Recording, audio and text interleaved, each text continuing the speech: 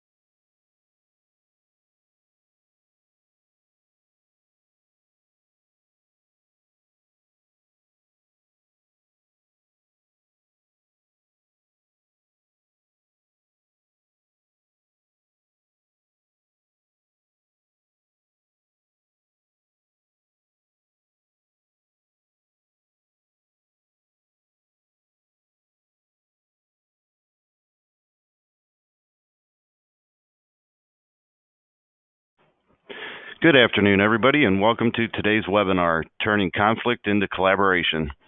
My name is Patrick Allen, and I'm the Program Manager for Kent State's Center for Corporate and Professional Development's Public Open Enrollment Programs.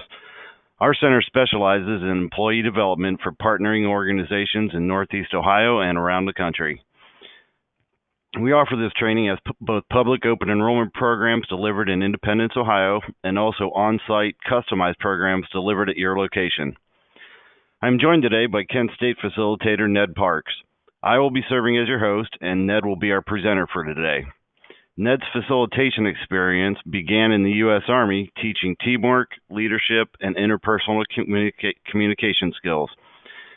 After leaving the military, he founded Parks Aviation Services Incorporated. His entrepreneurial spirit realized there was more to building a company than just seeking profit. He nurtured his associates' strengths and demonstrated that leadership is mental, not positional. After he sold his highly successful business, he joined a manufacturing company as a division general manager. Within 1 year, he turned the struggling division into a highly profitable group, restoring employee morale and reducing turnover. Now Ned harnesses his passion for helping others by conducting humor-filled professional development programs. Everyone in attendance has been muted to avoid background noise from any of the over 200 registered participants. We do encourage you to ask questions at any point during the hour. You can submit your questions in writing using the control panel on the right side of your screen. I will present your questions to the presenter as time permits throughout the webinar. We are recording today's webinar, and you will receive an email with a link to the recording after we conclude our time together. Without further ado, I would like to introduce Ned Parks. Thank you, Patrick, and it's great to be here from a rain-filled Northeast Ohio day. It's interesting, this topic of conflict. It's amazing to me how many people really don't like it, and yet it is a part of everyday life. We have conflict at the checkout counter. We have conflict, unfortunately, in the passing and driving lanes on the highway.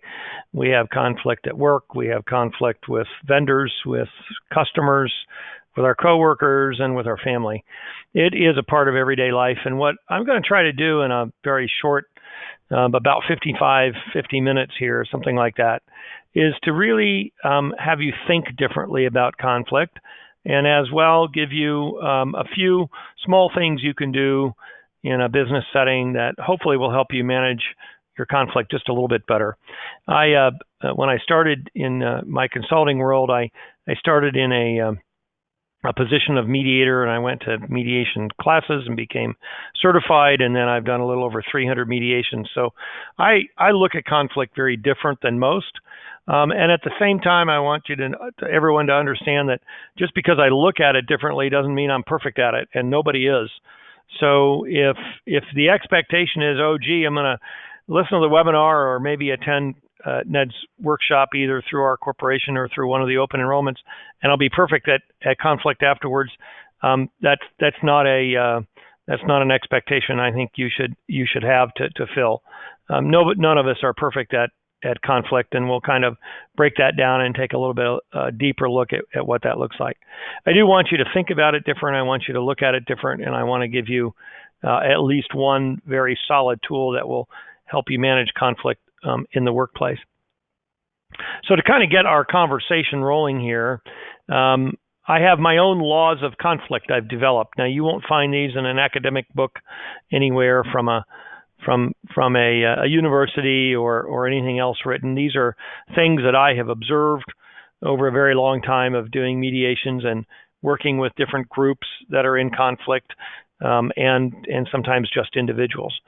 So here's the first one. I want you to think about conflict as nothing more than a problem to be solved. Conflict is problem solving. If you have taken a problem solving class or workshop, then many, if not all of those things that you learned in that workshop, you can apply to resolving a conflict. It is a problem. Oftentimes what happens is I think the other person is the problem. So I say, Bob is the problem, right? And then I get angry with Bob.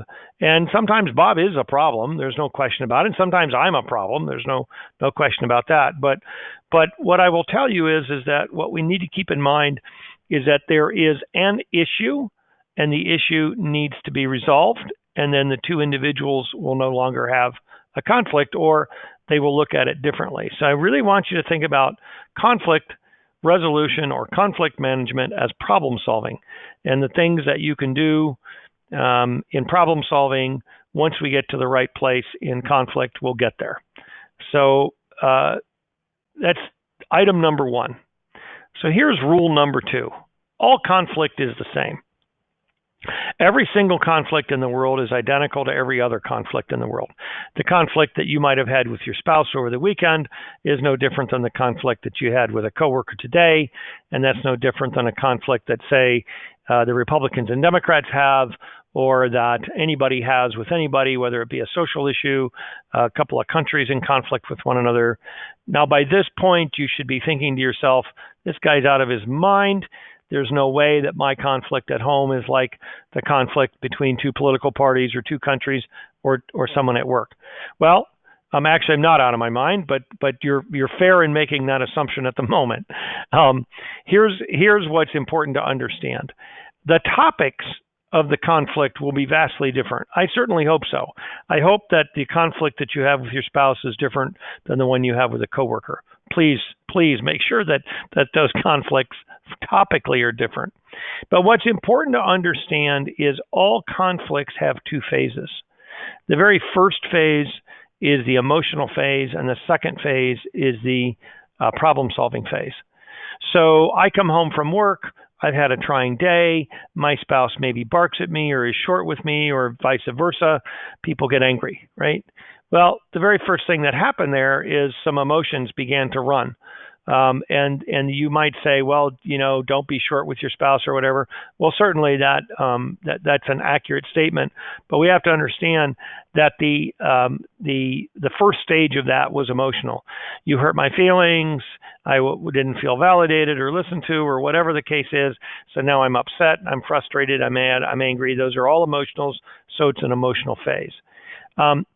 If, and this is a big if we can move through the emotional phase, then we can get to the problem-solving phase. But if we can't move through the emotional phase, then we never get to the problem-solving phase. So I can take as an example, I always sometimes for our lesson as a laboratory, not as a point of discussion necessarily, because that's not what the workshop's about. We'll take a look at the big issues of the day. So what are our big societal issues of the day now? Well, we have things like gun control, we have things like abortion, we have things like same-sex marriage. We have these big, huge social issues that as a nation, as a society, we're debating. And I would say to you, are we in an emotional stage with these or a problem-solving stage? Well, for most of them, we're in the emotional phase because we haven't gotten to the place yet where everybody agrees on what the problem is, and so we're now sitting down trying to solve it. And that's really important to understand. If we pick something like interracial marriage, that was an emotional stage for most of the society back in the 60s. It was finally resolved by the courts, and today it's hardly even a topic of discussion. So I would say we're in the problem-solving phase, or certainly even post-problem solving in that one. Certainly that might have some discussion there, but illustratively, you get my point. It's important to understand that when we're in the emotional phase, no problem solving is going to take place. I have a saying that goes like this: never fight a logical battle or an emotional battle with intellectual tools. In other words, if one person is emotional or they're in that stage, don't come at them with problem solving. So you see this played out in kitchens all over America every night. One person comes home from work, they've had a particularly trying day, and the other person comes home from work and they haven't had a trying day. The person with the trying day begins to share. They're frustrated, they're mad, they're upset, they're angry, whatever. They start to share some of that. And where are they? Well, they're emotional, because those are all emotions I just listed. The other person is not emotional about it. They didn't experience it. They're not upset or angry or frustrated by it. So what do? They start to do what? Problem solve. And how does that go? Well, it doesn't go very well. We frequently have one party in the relationship say, why don't you just listen to me and just be quiet, don't offer advice, and the other person say, well, you brought me a problem, I'm trying to solve it. and they're saying, no, I didn't bring you a problem, I brought you an emotion. And we've all had that back and forth conversation that's gone on. And oftentimes in the kitchens of America, they're very gender driven, but I will tell you, you mix any two people together, if one person is in an emotional, a frustrated and angry, upset stage, trying to deal with them from the second stage is not a very good mix. So all conflict is the same from the standpoint that there are two distinct stages. There's emotional, and then there's problem solving. Now, keep in mind that sometimes we can go into problem solving and then slip back into emotion. We can be in emotion for a very long time. We can be in problem solving usually for a pretty short amount of time if we get the problem completely solved. So all conflict is the same, and it's the same because there are two different stages, the emotional and the problem solving. And we want to make sure that we do not mix the two. We've got to honor the problem, the emotional piece, move through it, not set it aside, and then get into the problem-solving piece. Okay, if you have any questions or comments, feel free to chat them into Patrick, and he will make sure he gets them over to me, and I will be glad to address those at any moment. It's perfectly okay. Ned's Law number 3 of conflict. Approach the conflict with grace and courage. Those are the two things that you need. You need some grace and you need some courage. So I break this down into two other laws. Grace with others. So what does that mean? Well, here's the bottom line. Every day we all come to work and we carry two briefcases with us. We carry our briefcase that has our work stuff in it. So I have my pad of paper, I have my laptop, I have, my charger, my phone I can plug in, some pens, some papers, files, whatever it is that I need to do my work. And then I have another briefcase that you can't necessarily see, and it has all my personal stuff in it. My personal stuff is, a family member is sick, there's bills to pay, transmission went out on my daughter's car, I've got to get it replaced. So I've got these different things going on. I just moved mom into a nursing home, the dog is sick, whatever our personal things are we're dealing with. So everybody comes to work with two different things, their work stuff and their personal stuff. So where does grace with others come in? Well, I don't know what stuff you brought to work today, but I know you did because you're a human being. So a little grace goes a long way. A little patience, a little, shall I say, give somebody a benefit of the doubt. That doesn't mean you're necessarily going to let the conflict pass, but maybe we approach it gracefully instead of in a ramrod fashion. Because I don't know what you're going through. I don't know what your last visit with your doctor was about. I don't know all those things. But I'm pretty certain there's some out there somewhere. So approaching with grace with others, really, really important. Now, where's courage come in? I would have thought that courage would have been with others because that's a really scary person sitting over there. Well, actually, the courage is with yourself. And we're going to loop back around with courage with yourself in just a minute. When we in just a second to bring that full loop for you. But in the interim, most people struggle with conflict because they don't have the courage with themselves to work through it, and they back away from it. So we're going to loop back around and kind of take a quick view of what that might look like. Okay, let's move on to the next slide.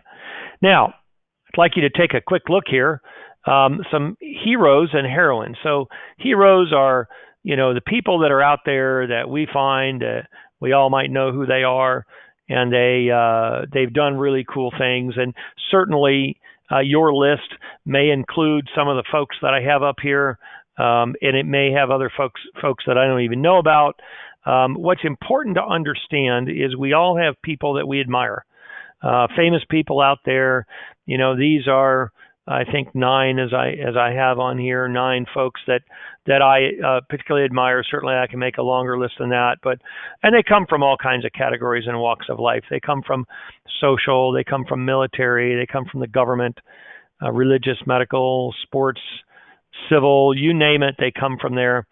And the the one thing I want you to take a look at is, as we look at these people, the question I'll ask you, and you can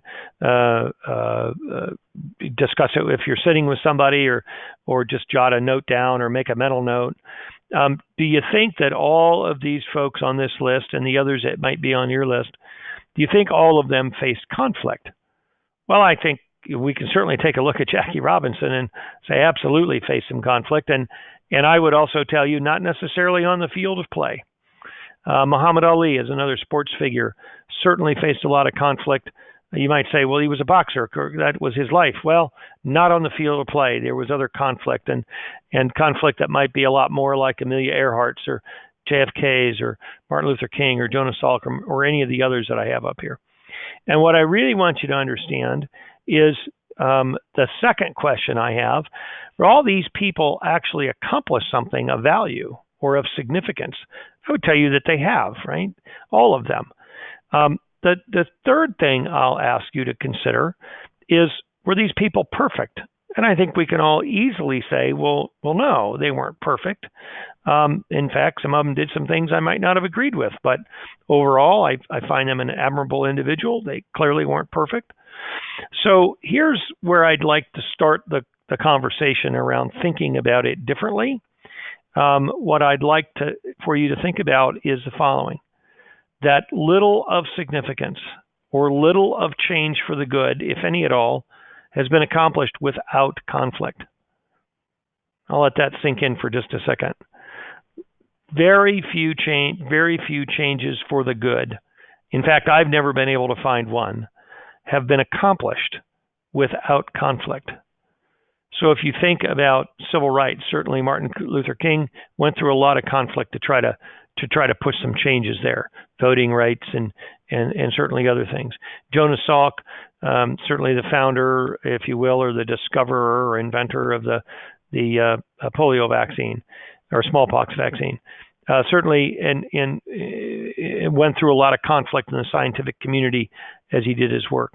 Amelia Earhart was way ahead of her time as someone that was pushing what women could do, and a lot of it was not acceptable at that time for a woman to do that, and she pushed through anyway, and she proved to the world that she could do things, clearly giving a lot of hope to others. Again, a lot of change for the good, a lot of things of significance for the good, and all of it comes with conflict. So I want you to think about what good could come out of the conflict you're having with a coworker. It's not all bad. Not all conflict is bad. Most conflict can be driven for the good. Some of it can be bad, for sure. We've had relationships that have fallen apart. We've left jobs over conflict that couldn't be resolved. We've had to let people go because people couldn't manage conflict. We've had customers we've lost because of a conflict, or vendors we stopped doing business with on the other side of that coin. So clearly we've experienced and seen some of the things that can go wrong, but I really want to drive you into what can go right. So one of the things I'd like you to do moving forward, one of the small tools that I'll give you out of this webinar, is as you're in a conflict or you're frustrated with somebody, ask yourself, what good can come out of this? Where can we be at the end of the day? You know, where can we get to? And that's not just about beating up the other person or winning necessarily, or those sorts of things. It's about saying, what of significance, what good change for the good could we ultimately get to if we could manage this conflict better. Okay, I'm going to have you do a very quick little exercise so we can loop back around to the first slide. I want you to take just about a minute, maybe 60 seconds on a piece of paper and jot down just to yourself the things about conflict you do not like. What are the things about conflict that you do not like, that don't work for you? So I'll give you literally about 60 seconds here, maybe 45, to just jot down a few items.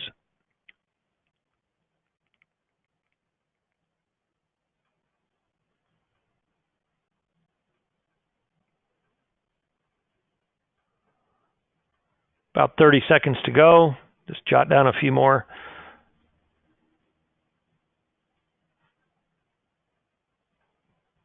About 15 seconds to go.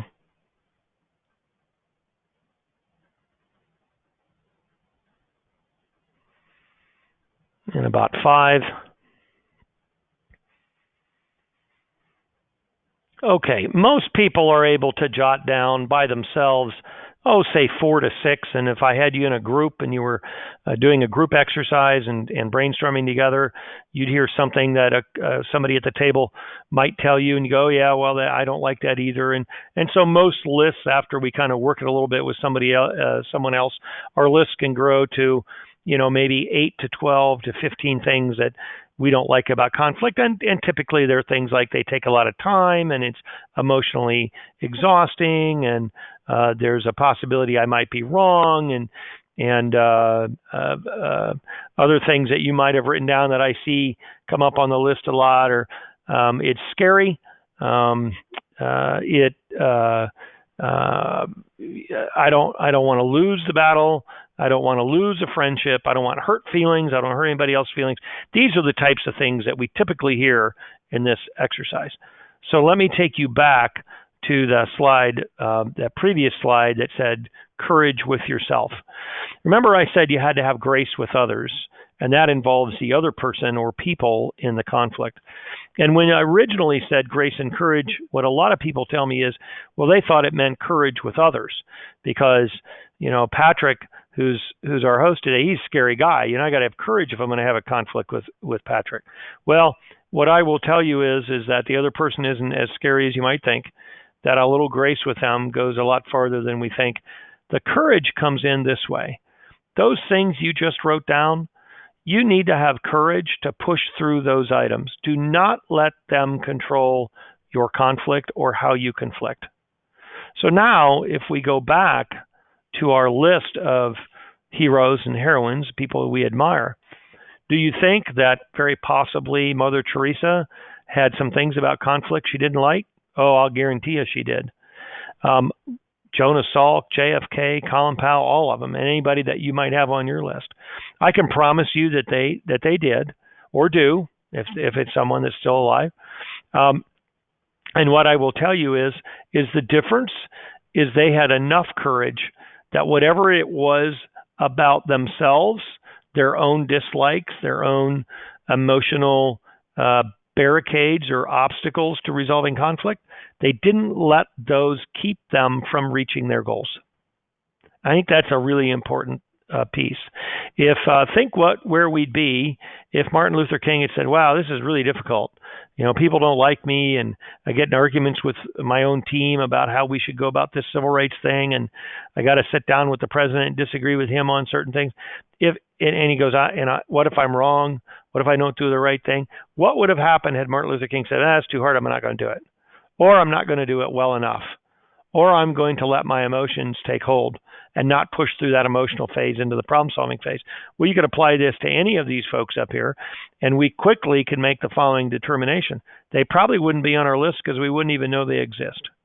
Now, I'm not suggesting that this is going to turn you into the next emotional or, a societal hero necessarily, but I want you to understand that it's often we do more damage to ourselves in conflict than anybody does to us, or because of someone else. We clam up. It scares me. That person, I don't know how to interact with that person. I don't want to interact with that person. This is uncomfortable for me, and we're not courageous enough with ourselves to push through those things, and we're our own worst enemies when it comes to dealing with conflict. So it's really important to understand, and just as a quick review about 20 minutes into our webinar, that a couple of the things are important to keep in mind. One of the items is very little, if anything at all, that's a change for the good has been accomplished without conflict. So conflict is a part of our growth and our progression, always. Number two, anybody that's ever done anything like our heroes on here have gone through conflict to get there. Number three, we're our own worst enemies when it comes to resolving conflict. We let our own emotions get in the way. We don't honor the emotions of others. And we let our fears or our apprehensions around conflict kind of keep us from working harder to get back to it. So those are just a couple of quick 20-minute takeaways that we have so far. All right, so challenging behaviors. So I've got a host of challenging behaviors up there. If you've printed off the handouts, then I'm going to ask you to put a star next to those behaviors that you find really challenging when somebody does that to you. So just put a quick little star next to those, and then I'll give you about 10 seconds to go through and do that.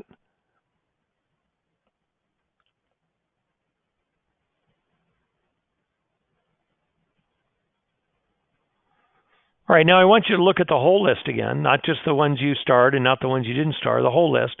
And I want you to put a check mark next to some of the items that you have done or that you do when you're in a conflict. And again, if you have any questions, anytime you can chat them into Patrick and he'll make sure that they get asked for you.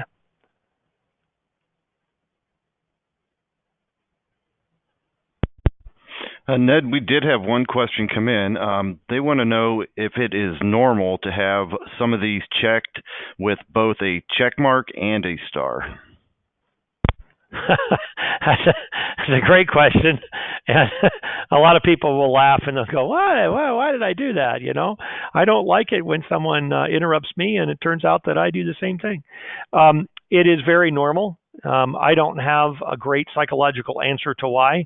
I've seen it all over the board. I've run this exercise literally hundreds of times with thousands of people, and I will tell you that that is very, very normal. There doesn't seem to be any one that more than others, and I don't have a great psychological answer for you. I think sometimes it's a bad habit we get into. Wherever we learn it, we learn it.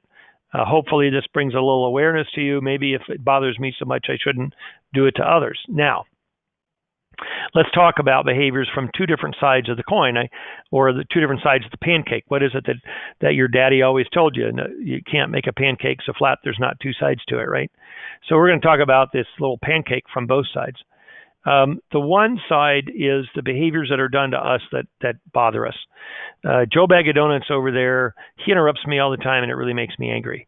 And I wish he would stop. And here's what I'll tell you about behaviors. And this is kind of a study of behaviors 101, if you will.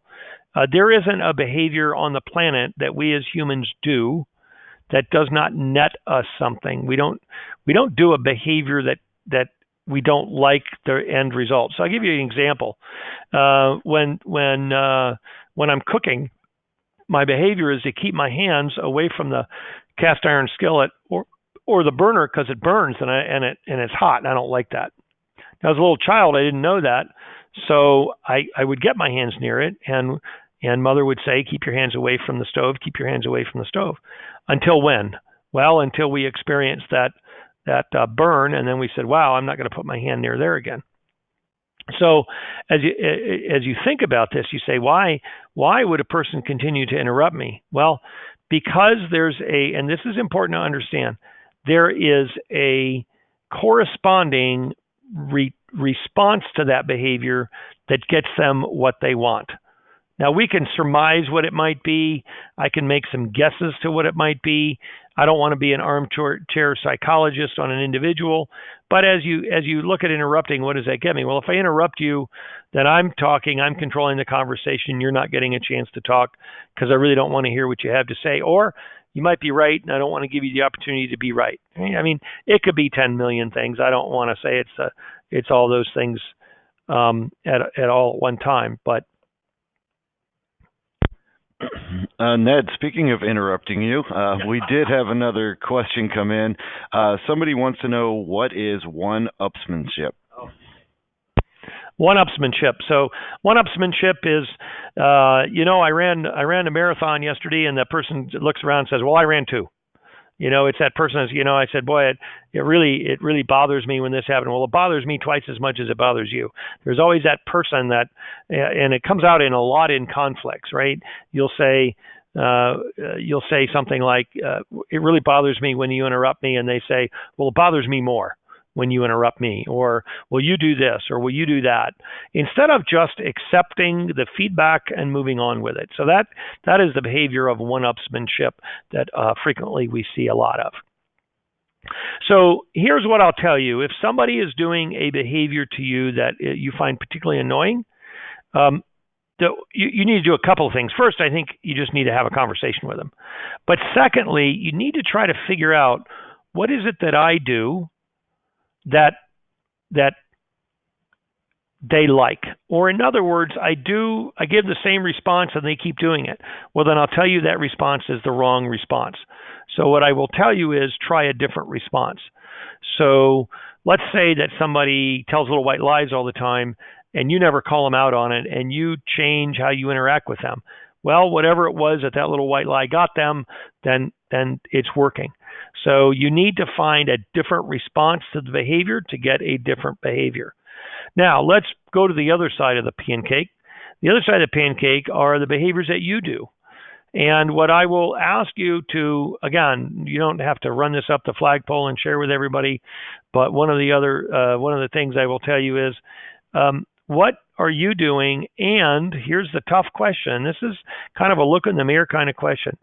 Why do you do it? And what do you get back for it? And does it do you any good? Right? So I'll give you, I don't mind sharing. Mine is sarcasm. Oh my gosh, I love sarcasm. In fact, I put a check mark next to sarcasm, but I don't put a star next to it. If I'm in a heated battle with you and you're being very sarcastic, I actually will wow, that was a good little sarcastic line. I wish I'd thought of that one. It doesn't anger me. It doesn't bother me. But I need to ask myself the following. It might bother somebody else. And if I'm sarcastic, how's that working for me? Well, it might not be working very well. It might not be the vision I want to send. It might not be the reputation I want to be developed about me. At least not in that regard. Maybe I hear back people say, you don't take this serious. And they think I don't take it serious because I'm sarcastic around it or flippant. And maybe I take it very serious, but that's a behavior that I do. So I try to be very aware of that. Am I perfect with it? No. Am I sarcastic when I shouldn't be? Sometimes. Do I have to then say I'm sorry? Sometimes, a little bit more than I'd like. But I will tell you, own your own behaviors and ask yourself the following. What does this get me? And do I really want that? And what's the negative side of that? What do other people think about it? If I find that I put a check mark next to interrupting, that's probably not something I should do to somebody. I should try to think a different way to go about that. So there's a little bit of self-policing yourself in this exercise, and a little bit of deciding how you're going to interact with others, and how you're going to try to not let others control you with their behaviors. We had another question come in, Ned. The question is, in some conflict situations at work, I have noticed that person will go to mutual and or industry contacts and spread an inaccurate narrative. This affects my relationships with others, and I feel defensive to communicate my point. But that also seems unprofessional. I have been told about a few occasions that were actually affecting my business opportunities. What should I do to protect myself, and or how should I handle myself in these matters? If it's the same person, that's a great question. If it's the same person doing it over and over again, which I from the question I kind of assume that it is, I would call them out on it. I would sit them down professionally, one-on-one, and I would just have a conversation and say, I don't appreciate when you do that. If you have a disagreement about something, if you want me to hear that, if you think that I'm wrong, or if you think that there's another way to go about this, I'd rather you sit with me instead of talking to other people. I think that's I would feel more respected if you did that. I'm always, I don't say always, I guess. Oftentimes we'll hear people say, you disrespected me when you did that. And I want to caution you just a little bit. I think there's a time to say that. So let's get that on the table. But before that, I like to say the following. I feel disrespected when you do that. And it might sound like the same thing, but it's a little different. One is saying you actually proactively went and disrespected me. Well, you might feel that to be true, but maybe that's not what they did. That was the end result, is you felt disrespected. And I'm not suggesting that it isn't. So I'm just saying, let's be as accurate as we can be. I feel disrespected when you do that. Oh, gee, I respect you a lot. Well, but I understand that and I appreciate that and I'm glad to hear it. But I want you to understand, when you do that, I feel disrespected. So what am I ultimately saying? Own your own feelings and make sure you understand and everybody understands you're owning them. So when you say that, you're putting it right on the line. Now, tomorrow or next week, when the person does the same thing, you can go back and say, I thought we had a conversation about this. I thought we had an agreement that this wasn't going to happen anymore. I need you to come to me. And you can get a little stronger in that conversation now because you've approached it with grace and courage. Now, I know what you're probably thinking. Oh my gosh, this is terrible, or this person has been in the industry longer than I have, or they're higher up the food chain than I am. I'm not suggesting that this is going to be all that easy to do. I'm telling you, it's required to do. It's what our heroes would have done, is to sit with somebody and professionally have that conversation. You say, well, Ned, it's really hard for me because I get emotional, I get mad, I get upset, and I get angry. Absolutely you do. And I want you to honor those feelings and emotions. What I want you to do is try to work through those before you sit down and have the conversation. So the very first thing I would do would be have the conversation with somebody, and or not somebody, with that particular individual, and try to work through that.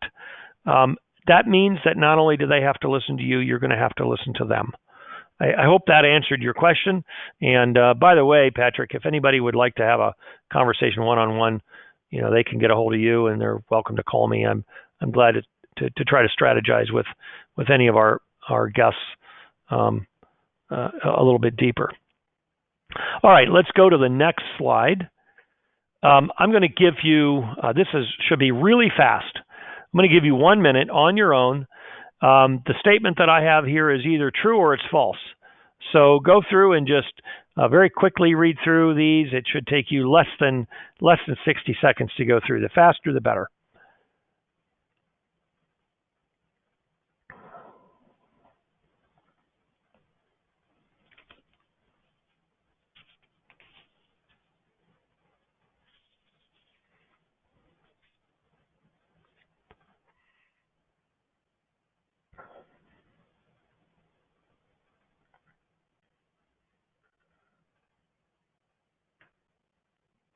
About 35 seconds left.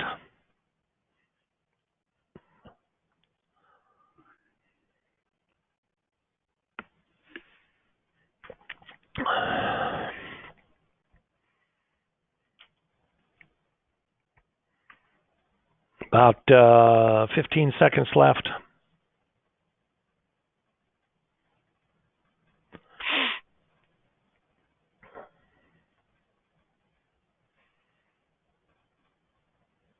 Okay, let's go ahead and walk through these as a group and kind of see where we come out. So all conflict is bad. I would tell you that the answer to that is false. Not all conflict is bad. It can be bad, but as we learned in elementary school, taking our multiple choice questions, if it goes to the extreme, it's usually false, and this is a great example of that. Business functions best when we all agree. A lot of times when I do this in our group workshops, we have answers all over the board. I have people that say true, people that say false. I've had other people that say, let's discuss it. I think it depends on the situation. And I think all those answers are correct. Here's where I fall down on this. I fall down on this on the following way. The one thing I don't want to do is have total agreement all the time. I can tell you that if I had you do a timeline of your life and the timeline was to mark down all the mistakes that you've made. Most of the time when I do that, people hate the exercise for obvious reasons. But I will also tell you that what I have them do, they go back and they mark down how many of those mistakes that you made did you do that either in a vacuum, in other words, you didn't confer with anybody else, or you only conferred with people that agreed with you. And usually around 90%, they either did it in a vacuum or with somebody that that agreed with them all the time. And then there's a few in there, well, I actually did confer with somebody, they disagreed with me, I didn't listen to them. Okay, well, that was a judgment call or a choice you made. The point here is this, that we have to make a lot of business decisions every day. And I think that it's really important that we confer with others, and hopefully that we build a team where people have different viewpoints, they have different perspectives, they look at things through a different lens.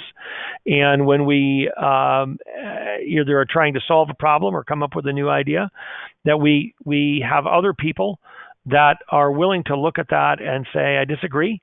I think we should do it different, and here's why. Now, once the decision has been made and we get a final decision and we're going to move forward, however you ended up doing that, if you made the final decision or you did it through consensus building, there's a lot of different ways to do that. It doesn't really matter. However we get there, what we then need to have is everybody's full steam ahead, and that's the course of action we're going down. But if we all disagree with each other all the time, I think we have some issues there. This is a controversial one. Every employee should speak candidly. So this one in the live workshops can actually create a nice little fun debate. I have some people that say absolutely not, under no circumstances, and I have others that say there's only one way to do it, and that's candidly. And here's what I'll tell you: words have meanings, right? And all of us come to the workplace with different rule books around what conflict should look like and how we should behave. And none of the rule books are wrong; they're just really different. So we all grew up at the dining room table with our parents, and we listened to how they worked. And many of us, not all of us, but many of us, either follow in their footsteps when it comes to conflict, or we go a completely different direction. And some of our parents said, go to work, don't speak up, keep your mouth shut, keep your head down, put in your 40 years and you'll retire. And we watched our parents do that. And in fact, that's what they did. And it seemed to work. So we replicate that. We have other parents who sat at the dinner table and said, don't take no for an answer. And just because your boss said it doesn't make it right. And you fight for what you need to fight for. And if you have an opinion on something, you need to let people know what it is. And we watched our parents do that, and they retired and they were successful, and we replicate that. So there's really nothing wrong with either approach. They're just really different. And so when I say candidly or candid to somebody, there's completely different rule books around that. If I'm a brand new manager and I say, okay, I'm the new manager and you're my team, and I want us to be candid with each other. I got some people getting their resumes out going, I'm getting out of this place. And I got other people going, finally, I can say what's on my mind. And those are two vastly different approaches to the same word. So I would tell you that there is no right or wrong answer to this. How do you respond to the word candid? If I change the sentence, every employee should speak honestly, I have a lot of people say I would change my answer. If every employee should speak candidly about safety, a lot of people change their answer from no or it depends to all the time. So we put variables in there and it changes it. So just get comfortable with that. Conflict can destroy a business. It certainly can. It does not have to, but it can. Unfortunately, unmanaged conflict certainly can go destroy a business. It is better to say nothing than argue. Well, some people will say true, some will say false. Again, this is not a specific right or wrong answer. I will only give you the way I look at that, since we can't have an open discussion on the webinar. And that is, if you're uncomfortable with the word argue, how about if I say it is better to say nothing than discuss? Well, most of the people would say, well, I was uncomfortable with argue, but I'm comfortable with discuss. Okay, it is better to say nothing than disagree. Well, some people say, no, that's not right. I think we should disagree from time to time. So again, words have meanings, and it's important that we all understand that. When people learn to trust each other, conflict is better managed. I think everybody would probably agree with that. Conflict can be positive. It sure can. And I think we've proven that with a couple of the conversations we've already had. Absence of conflict means no conflict. Well, certainly sometimes that would be a true statement, but I can also tell you other times it's a false statement. If you have an employee working for you and all of a sudden they walk up and throw their resignation on your desk and say, I hate this place, and this is the first you're hearing this, I would say that there was the absence of conflict, but there was conflict there, just none of us knew about it because somebody wasn't talking about it. So I will tell you that the absence of conflict does not necessarily mean there's no conflict. It doesn't mean there is. It's just, to me, it's undefinitive, and I need to keep my ear to the rail. When there is conflict, someone must win and someone must lose. This is always an interesting conversation when we do this. Oftentimes people intellectually or academically will say that's false. You can have a win-win, but if I ask them that question when they're in the middle of a conflict, they'll put down true. So we get into that emotional state and we get very competitive and we decide we need to win. But when we're not in the emotional state and we're in the problem-solving state, then we'll say, oh, no, everybody can be a winner. And then the last one, good leaders develop ground rules for conflict, and I would tell you I think that they do. And I'll give you the kind of the very, very baseline, that you need to establish.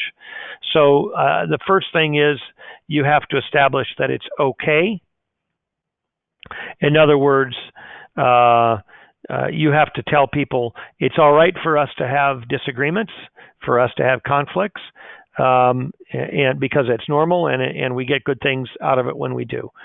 So I give you my permission for us to have some disagreements. Because again, remember, everybody has a different conflict rule book, and some of the rule books say don't have any conflicts at work, and others say have all the conflicts you want. So I think we need to set a baseline there. It's okay. The second rule is you are now a priority to me. You are a priority. And what I mean by that is if you come to me and say, I'm upset with you about something, then I make you a high priority to sit down and talk to you. It might not be this instant. It might be an hour from now. It might be tomorrow morning, but it's going to be in a very, very short amount of time. So I'm going to make you a priority in my life and into my timing. And I'm committing to sitting down and talk with you. Number 3, you should address respect. We can have decibels, we can have passion, we can have disagreement, we can have stubbornness. It's all good, but we must have respect. I will respect you, you will respect me, and we will treat each other with a level of respect. And then the last one is we will commit to problem solving. So remember, that's that 2 phases, right? The one phase is emotional, and we want to try to push through that. And the last phase is problem solving. So my ground rules as a leader is A, it's okay. B, you're a priority. C, we will respect each other. And D, we'll commit to some problem solving. Okay, any other questions going on? If there are, go ahead and tap them in. If not, we'll move on and we'll stop at any time. So here's, I've given you a couple of different things to think about, right? I've given you the whole idea of the ground rules for conflict. I think, by the way, I think that you should sit with your teams when you're not in conflict and say, hey, how do we treat each other, and how do we work through the conflicts within this team? And I don't mean how have we done it in the past. How should we do it looking forward? Make it a forward-looking conversation and say, these are some ground rules. What do we want to add to it? I think if your corporation has stated values and ethics on how you treat each other, I think you should pull that into those ground rules. I think you should make that part and parcel of the ground rules. So while I give you 4 very high-level ways to look at it, I will tell you that those are not the end all, because every organization's got a different approach and you need to go down that road. So I want to give you another tool, and that's the tool of the parking lot. I find this to be one of the most benefiting tools I've ever seen in conflict.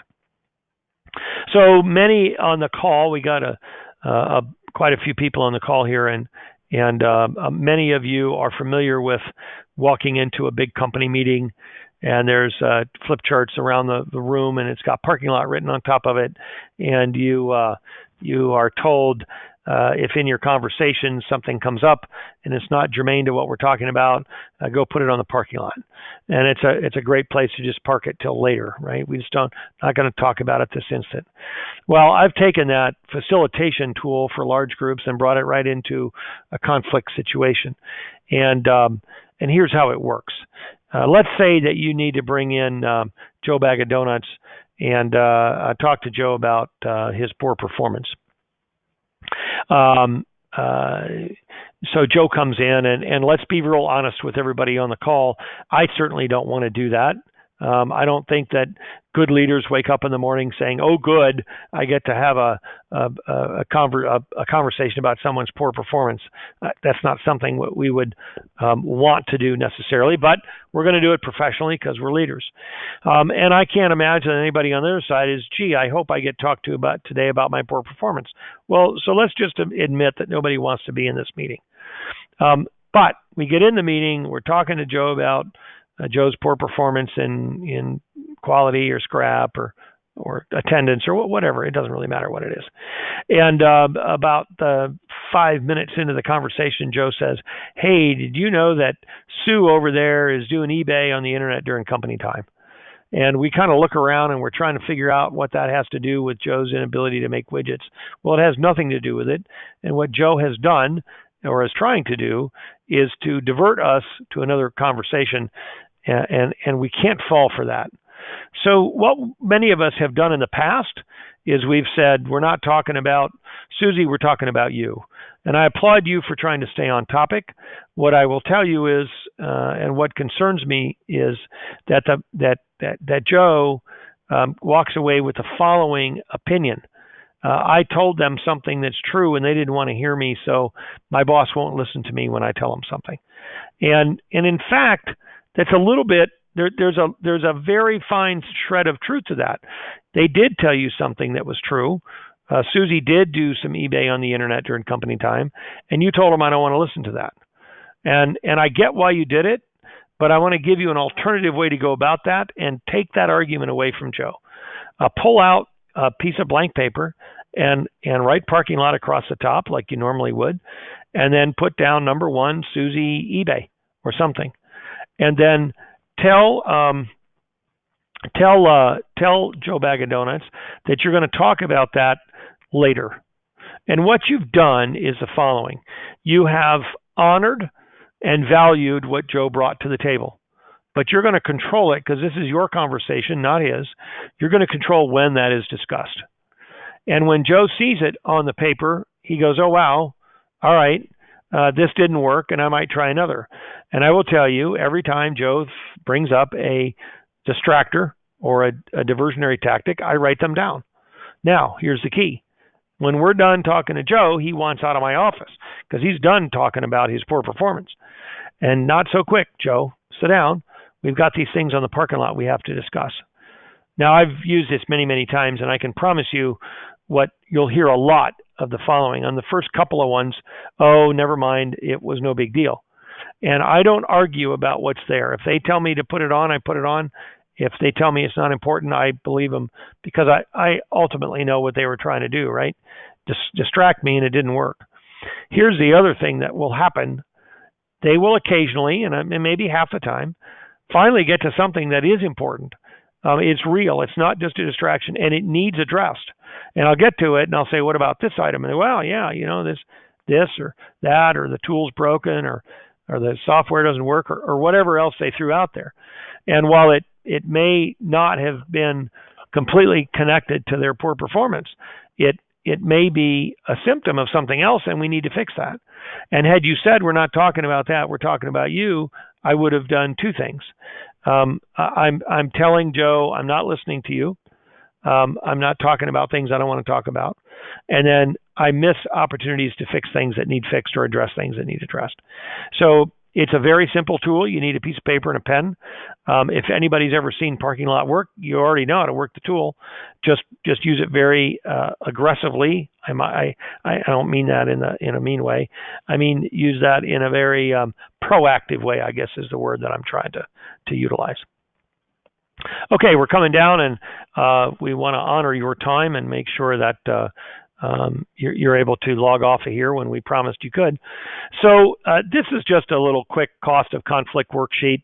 I just put this together because I think it's important for us to understand allowing conflict to take place in the workplace is very, very costly to us. So, Harry Potter and Hermione Granger have a disagreement. They're both making $17.50 an hour, and they spent 36 hours on the conflict, and that comes out to about $1,260 of cost. And if you come down, if we allowed the conflict to go unaddressed, in another scenario, and it causes turnover in the organization.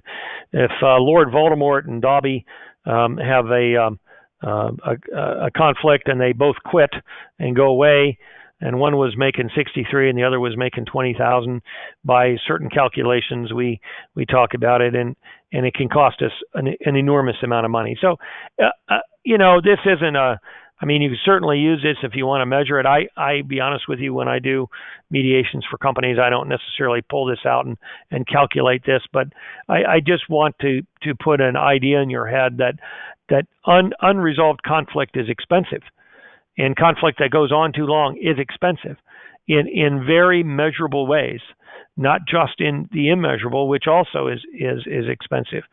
I couldn't get this problem resolved, so I quit. I went to work somewhere else. That's expensive to the organization. The time I spent on it was unproductive time. That's expensive to the organization. So I just want to wrap up with that and try to impress upon you that the one thing that we don't want to do is shy away from these things. We want to bring them to a head and get them resolved, get it into problem solving and get it resolved. So with that, we've got about 3 or 4 minutes left. I know we've got some administrative things.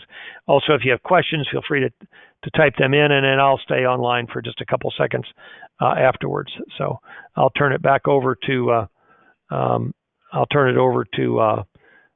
Patrick, and you can take it away. Thanks everybody for being here. I appreciate it. We did have one more question. They want to know if there are any good books or resources out there for new leaders. Yeah, there is. So there's several books out there on mediation in the work. Yeah, there's several books out there on mediation in the workplace, and I highly recommend actually any of them. And you might say, mediation, Ned, I don't want to be a mediator. Actually, you'd be stunned at how well they address how to handle and manage conflict, and I think they do a better job of it than the ones that are actually out there in conflict resolution, because those tend to be more academic and a little less practical. The other reason that I recommend those is because ultimately you may be out there as a HR professional or a supervisor, and you have to be that mediator. And I think it's valuable to understand how to kind of attack it and what kind of things you want to do from that aspect. And then the other book I always recommend when it comes to both conflict and negotiation, and those two things are very close, is the Ury and Fisher books called Getting to Yes and all of theirs. I highly recommend those. Okay. Well, thank you, Ned.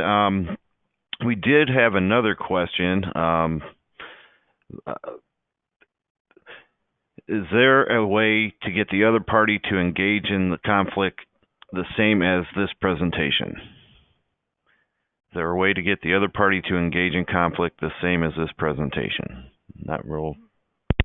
Well, if I understand the question correctly, what I always tell people is, let's go back to basics.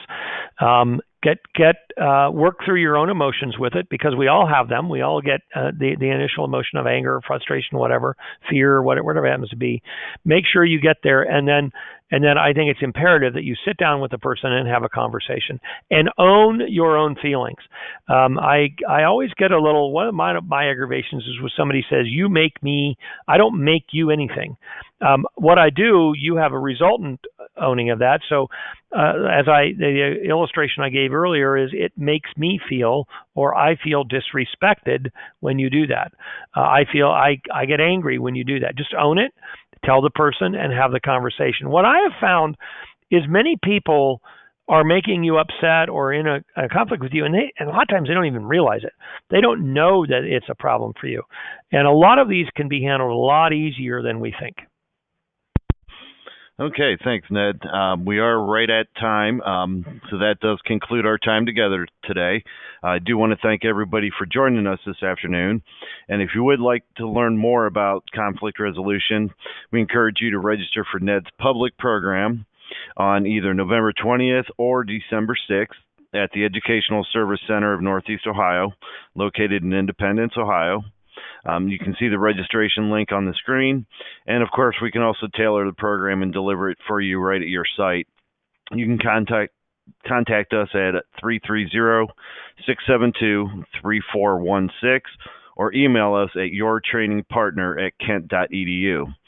We also encourage you to register for our next webinar, Influencing Up, with Kent State Facilitator Amy Shannon at 10 a.m. on Friday, October 26th.